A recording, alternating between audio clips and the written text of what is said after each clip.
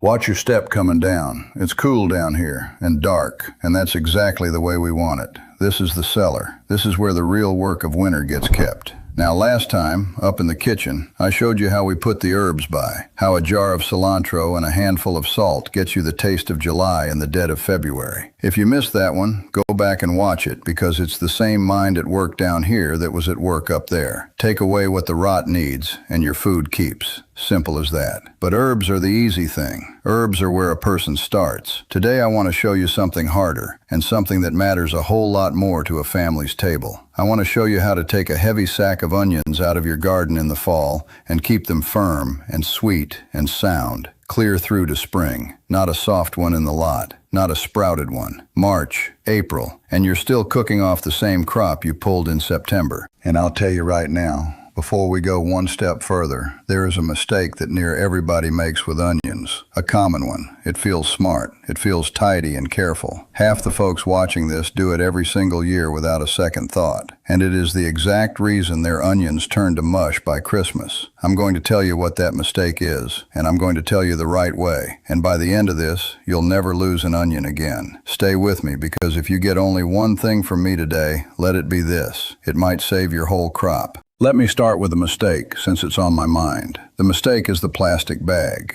The mistake is bringing your onions in from the garden and putting them in a plastic sack, or worse, putting them in the refrigerator. And I understand why folks do it. The store sells them in a mesh bag. The fridge keeps the milk good. So it stands to reason the fridge keeps the onion good too. But it does the opposite. It ruins them. Here is why. An onion's enemy is moisture. Damp is death to an onion. And a plastic bag holds the onion's own breath against it. It sweats in there. The water beads up on the inside of that plastic, and the onion sits in its own damp until the rot takes it from the bottom up. And the refrigerator? The refrigerator is a cold, damp box. That's what it is. It's built to be humid so your lettuce doesn't wilt. But that same damp that keeps a lettuce leaf happy will rot an onion and sprout it. You pull an onion out of the fridge 3 weeks later and it's gone soft. Or it's grown a green shoot out the top and gone bitter. The fridge and the plastic bag, those two things kill more onions than frost ever did. So the first rule, before any other rule, is this. An onion wants to be cool and dark, and above all things dry and moving air. Damp is the enemy. Remember the herbs? Same enemy. Water. It's always water. Now let me build you the right way, from the ground up, one step at a time, because every step matters, and if you skip one, you'll pay for it in February. It starts in the garden. Before you ever pull a single onion, you have to harvest at the right moment, and the onion will tell you when. You watch the tops, the green stalks standing up out of the ground, and one day, or over a few days, those tops are going to flop over and fall down on their own. They'll go soft at the neck and lie down in the dirt. That's the onion telling you it's finished growing. It's putting the last of itself down into the bulb. When about half your patch is flopped over like that, you're close. Give it a few more days, then choose a dry stretch, a dry, sunny day, and ideally after a few days with no rain so the ground isn't wet, and you pull them. You don't want to be pulling onions out of mud. Dry ground, dry day. That's your start. And here is the step that everything else depends on. The step that separates an onion that keeps 8 months from one that rots in 8 weeks. You have to cure them. Curing, that's the word. Write it down in your head. Curing an onion means drying it, slow and gentle, until the outer skins go papery and crisp, and that neck, the top where the stalk was, dries down tight and seals itself shut, because that neck is the door. That's the way the rot gets in. A fresh pulled onion has a soft, open, juicy neck, and if you store it like that, damp can walk right in, and moisture can't get out, and it's finished. But you cure it. You dry that neck until it's tight and papery and closed, and now you've shut the door. You've locked the rot out. A properly cured onion is a sealed vault. An uncured one is a house with the front door standing wide open. So how do you cure them? You lay them out in a single layer, somewhere warm and dry and airy and out of direct rain and hard sun. A covered porch is perfect. A shed with the doors open. A barn loft.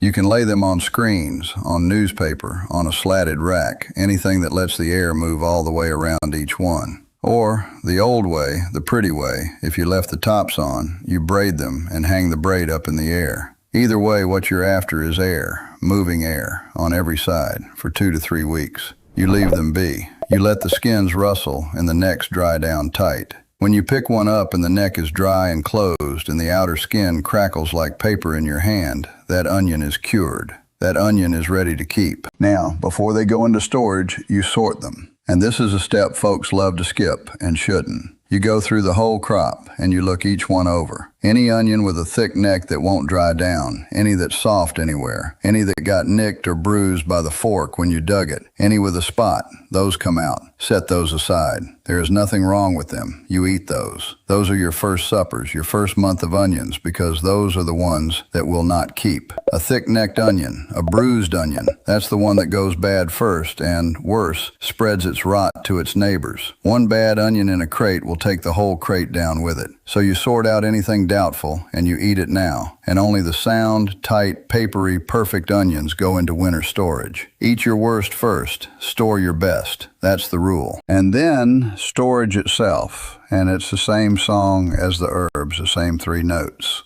Cool, dark, dry. And I'll add a 4th for the onion, airy, moving air. Cool, you want it cold but not freezing. A root cellar, an unheated back room, a cool closet against a north wall. Somewhere that stays, just above freezing up to maybe 50 degrees. Cold keeps the onion asleep, dormant, and a sleeping onion doesn't sprout. Dark. Light tells an onion it's spring, and spring tells it to grow. Keep it dark, and it stays fooled, stays dormant. Light will sprout it and turn it bitter. Dry. We've said it and said it. No damp, and that means no plastic ever. You store them in mesh bags and old nylon stockings with a knot tied between each onion, in slatted wooden crates, in open baskets, braided and hung, anything that breathes. Air has to move around every bulb, and keep them off each other where you can, and check on them. Once a month you go down and you have a look, and if you find one starting to go soft, you pull it out that day before it spreads. One rotten onion is a small loss. A whole crate is a tragedy, and it starts from one you didn't catch. Now, a couple of things folks always ask, so let me get ahead of them. First, not every onion keeps the same. Your strong, sharp, pungent yellow onions, the ones that make you cry when you cut them, those are your keepers. That sharpness, that's the very thing that preserves them. They'll go 8-10 months easy. Your sweet onions, the mild ones, those are wonderful on the table, but they will not keep. They've got too much water and sugar and not enough bite. Eat your sweet ones in the fall. Store your sharp ones for the winter. And second, never ever store your onions next to your potatoes. I know the cellar's crowded and it's tempting to pile them together, but a potato breathes out moisture and a gas that will sprout your onions and rot them, and the onions in turn will spoil your potatoes. They're bad neighbors. Keep them across the room from each other, and both will keep. Now, I've been talking about a root cellar, and I know a lot of you are thinking, Claudio, I don't have a cellar. I live in a house in town. That's all right. You don't need a cellar. You need a cool, dark, dry, airy spot, and every house has one if you look. An unheated spare bedroom against the north wall. The back of a closet on an outside wall. A stairwell going down to a basement. A cool mudroom or an enclosed porch that doesn't freeze. I'll tell you one place to be careful of, though. The garage. A garage seems right, but a garage swings too cold at night and gets damp, and it'll freeze your onions solid on a hard night, and a frozen onion turns to mush the moment it thaws. So if it's the garage, keep them up off the cold concrete floor and against the house wall where it's warmer, and watch the thermometer. What you're hunting for is a spot that stays cool but never freezes, dark most of the day, and dry. Find that spot and you've got a cellar, whatever the house calls it. Now let me teach you the braid, because it's the prettiest way to keep an onion, and it's the best way too. Hangs in the air, every onion breathing, takes up no shelf, and it looks like something hanging in your kitchen. You leave the tops on when you harvest, and you let them cure until the tops are dry but still bendable, not brittle. Then you take 3 onions to start, and you lay their tops together and braid them, just like you'd braid a child's hair. Left over the middle, right over the middle. And as you go, every turn or two, you lay in another onion, tucking its top into the braid and carrying it along. Onion, braid, working your way up until you've got a good long rope of them. Tie off the top with a loop of twine. Hang it from a nail in a cool, dark corner, and cut onions off the bottom as you need them all winter. My grandmother had braids hanging in her cellarway like curtains, and she could tell you which braid came out of which row of the garden. There's no better way to store an onion, and there's no cost to it but a little patience, and the tops you'd have thrown away anyhow. And while we're here, everything I'm telling you about onions goes for their cousins too, so you get 2 more crops for the same knowledge. Garlic keeps exactly the same way. You cure it 2-3 weeks until the skins are papery and the necks dry. You braid it or you bag it in mesh, and you keep it cool and dark and dry. And a good hard-necked garlic will keep you clear to spring. Shallots, the same. Even a winter squash wants that same cool, dark, dry, airy spot, though a squash likes it a touch warmer than an onion does. Learn to keep an onion, and you've learned to keep half the cellar. It's all the same handful of rules, over and over. Cool, dark, dry, air, and no damp. That's the whole science of a cellar in 5 words. One more thing, because it'll happen to you, no matter how careful you are. Come February or March, you're going to go down and find an onion that started to sprout, a little green shoot poking up out of the top. Don't throw it out. A sprouted onion isn't a ruined onion. It's just an onion that thinks spring has come. The onion itself is still perfectly good to eat. You cut around the shoot, or you use the whole thing that day. And here's a nice trick. You can take that sprouting onion and plant it, right in a pot on the windowsill or out in the early garden, and it'll send up green onion tops you can snip and cook with for weeks. So the very onion that was about to go on you turns around and feeds you fresh green in the last of the winter. Nothing wasted, not even the ones that quit on you. Let me tell you a little story, because I learned this the hard way, and maybe it'll save you the same grief. Years back, our first few winters, I had a beautiful onion crop. Big, heavy, more onions than we'd ever grown. And I was so proud of it, and I was in a hurry. It was a wet fall, so I pulled them all on a damp day, and I hauled them straight down into the cellar, necks still green and soft, and piled them in a crate. Didn't cure a one of them. Figured the cool cellar would do the work, and I stacked that crate right up against the potato bin, because that was the open spot, and I went upstairs feeling like a good provider. By Christmas, I went down for onions to make a soup, and I could smell it before I hit the bottom step. That whole crate, soft and slick and gone. Rot straight through, the smell of it in the whole cellar. Months of work in the garden, a whole winter's onions, ruined, because I skipped the curing and I put them by the potatoes. 2 mistakes, and the crop paid for both. My grandmother would have had something to say about that. She cured everything. Everything got its 2 weeks of air before it went down cellar, and I never understood why she made such a fuss over it until I stood there at Christmas looking at a crate of ruined onions I'd been too proud and too hurried to cure. I've never skipped it since, not 1 year. You cure your onions. You give them their 2 weeks. It is the difference, the whole difference between a full cellar in March and an empty one. And learn what a good keeper feels like in your hand, because your hands will tell you faster than your eyes. A sound, well-cured onion is heavy for its size, firm all over with no give, the skin tight and papery and rustling, and the neck bone dry and closed. That's a keeper. The one you set aside to eat first feels different, a little light, a little soft when you squeeze the shoulders, maybe a bit of give down at the base, the neck still thick or damp.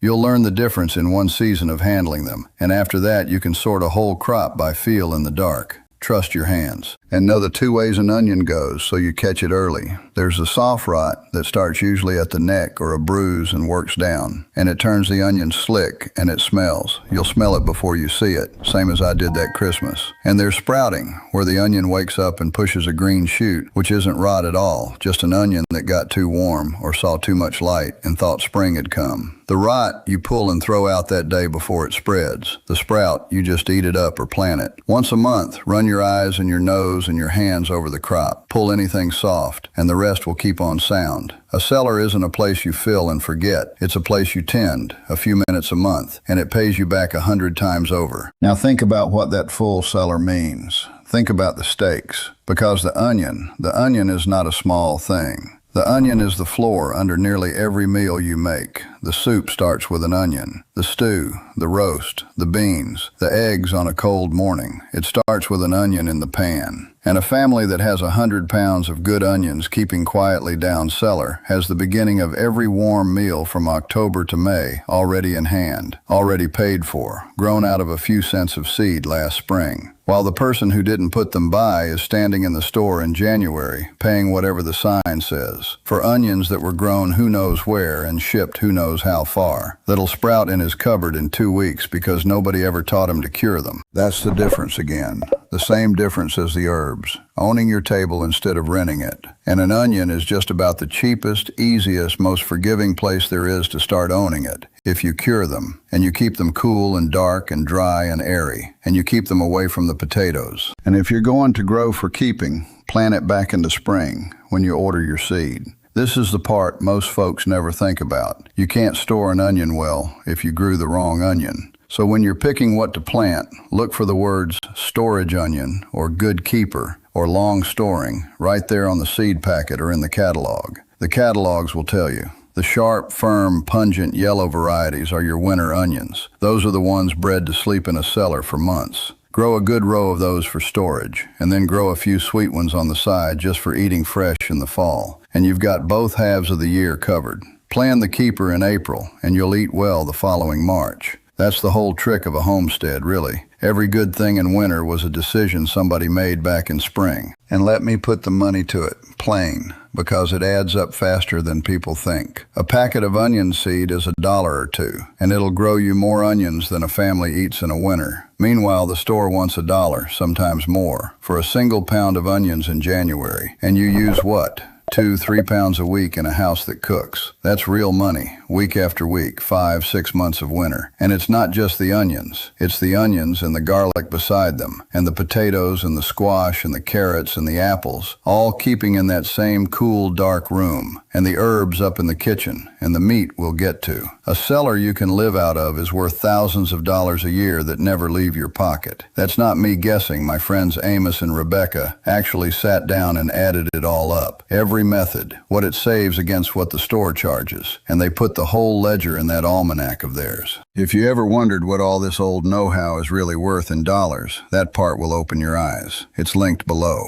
But the onion pays for itself the first week of winter, and every week after that is money kept. Let me lay it all out plain so you have the whole thing in order. Number 1. Harvest right. Wait until the tops flop over on their own. Pull them on a dry day out of dry ground. Number 2, and this is the one that matters most, cure them. 2 to 3 weeks in a single layer, warm, dry, out of the sun, with air moving all around, until the necks dry down tight and the skins go papery. Cure them, and you've sealed the door on the rot. Number 3, sort them. Eat the thick-necked, the bruised, the doubtful ones first. Only your soundest, tightest onions go into winter storage. Number 4, store them cool, dark, dry, and airy. Mesh, crates, baskets, braids, anything that breathes. Never plastic, never the refrigerator, and never ever beside the potatoes. Number 5, check them once a month and pull any that soften before they take their neighbors with them. Do those 5 things and you will pull firm, sweet onions out of your cellar in the spring, and you will wonder why you ever paid for one in your life. Now this is the second of our little series, and it fits right into the same idea as the herbs and everything that's coming. Putting up a whole year of food out of one summer with no freezer and no bill. The herbs, the onions, this is a pantry coming together, piece by piece. And a good pantry, a cellar you can live out of all winter, that's a bigger thing than any one crop. My friends Amos and Rebecca, the Plain couple I keep mentioning, they laid the whole cellar out in that almanac of theirs. How to build the cool, dark, dry room in the first place. How to keep the potatoes and the apples and the squash and the carrots, each in its own right way, right alongside these onions. If you want the whole cellar and not just the onion, it's linked down in the description. No hurry, your onions will keep while you read. Because here's what I want you to see. Not one of these methods is hard. The herbs weren't hard. The onions aren't hard. They just have to be done right and done in time, before the frost and before the hurry sets in. That's really the only secret there is. Do the small right thing in September and eat well all winter for it. And speaking of the frost, the very next one is the big one. The one I've been promising you. The one people flat out do not believe until they see the shelf with their own eyes. How we keep tomatoes. Red, ripe, garden tomatoes. The most delicate thing in the whole garden. The first thing to rot on any counter. And we keep them for 2 winters running. 2. I'll show you 3 ways to do it. And one of them will have you eating a fresh, ripe tomato out of your own cellar at Christmas dinner. That's next. For now, go pull your onions on the next dry day. Cure them their 2 full weeks. Sort them, keep them cool and dark and dry and far from the potatoes. And you'll be cooking off that crop when the crocuses come up. My friend's almanac has the whole pantry in it if you want the rest. 90 methods. The meat, the cold cellar, the staples that keep for years. But you don't need a book to cure an onion. You just need to not be in a hurry. So don't be. Do it right. And I'll see you at the next one. With the tomatoes. Mind the step on your way up.